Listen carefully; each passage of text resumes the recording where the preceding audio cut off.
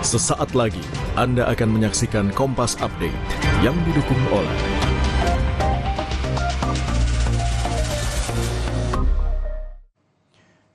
Selamat siang, saudara.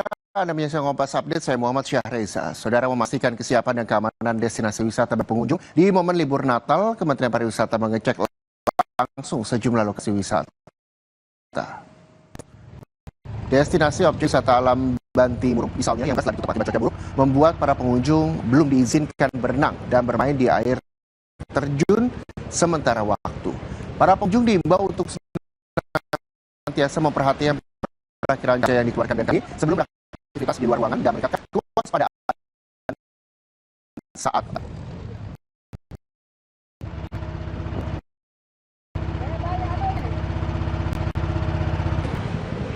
demikian Kompas Update. Selamat menyaksikan acara kami selanjutnya di Kompas TV Independen Terpercaya.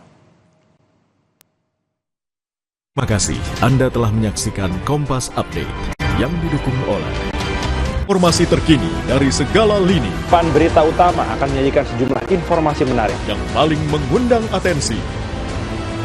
Kami kompilasi berita pilihan yang sudah kami siapkan untuk Anda dan jadikan referensi utama untuk Anda. Dan Anda tetap bersama kami. Terima kasih.